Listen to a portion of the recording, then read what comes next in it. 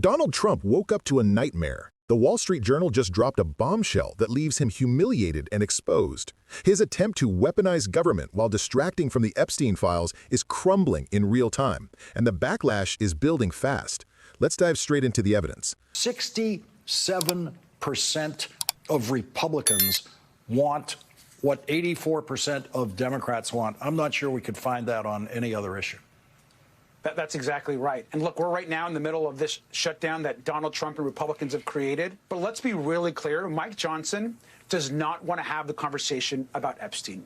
He does not want to bring Congress back. He does not want an investigation to continue. He doesn't even want to seat a Democrat who has now won a seat in Congress because he knows it's the final vote needed to actually get a law out the door that demands a full release of the files.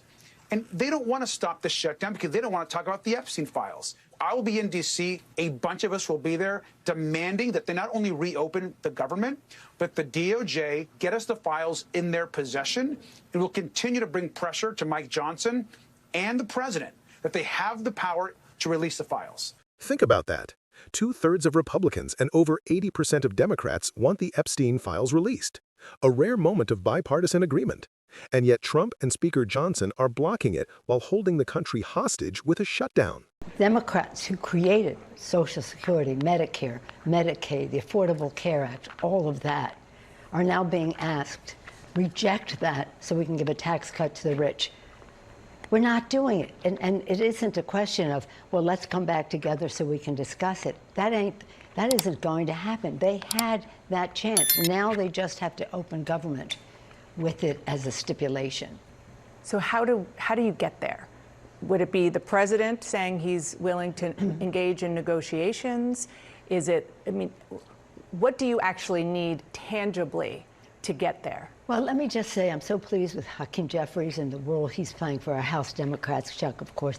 But here's the thing. Everything important springs from the people. The public knows that this is wrong for them.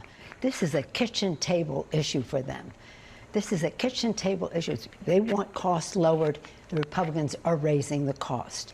And this is, our members have been all over the country spreading the word. Lincoln, public sentiment is everything. With it, you can accomplish almost anything. And that is what we were doing. They're going to hear from their own constituents that government has to open up under these conditions. Here's the reality. Trump is more focused on protecting tax cuts for billionaires and keeping the shutdown going than helping working families who are paying higher costs. This isn't about negotiation. It's about protecting power and blocking transparency. And then came the Thursday bombshell from the Wall Street Journal. Trump accidentally exposed himself on his own platform, Truth Social. Believing he was sending a private message, Trump publicly posted an order to Attorney General Pam Bondi. "We can't delay any longer. It's killing our reputation and credibility." Within days, former FBI Director James Comey was indicted. What should have been a quiet, behind-the-scenes directive turned into a global embarrassment. Bondi, furious at being publicly shamed, pushed Trump's aides to spin it by praising her in another post. But the damage was done. The Journal goes further. The Justice Department's Public Corruption Unit has been gutted from 30 prosecutors down to just 2. The National Security Division has lost nearly half its staff. These were the very units tasked with holding Trump and his allies accountable. Critics say this proves the DOJ is now Trump's personal weapon, where even an errant tweet can spark criminal charges.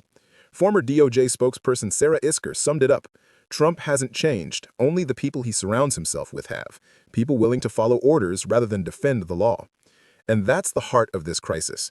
If Trump can't even manage a direct message on his own social platform without blowing up an entire case, how can he be trusted with the presidency again? This is not just incompetence, it's recklessness with the power of justice itself. Thanks for watching. Make sure to subscribe to Frontline Democrats, hit the notification bell, and drop your thoughts in the comments. Should Trump's misuse of power disqualify him from ever holding office again?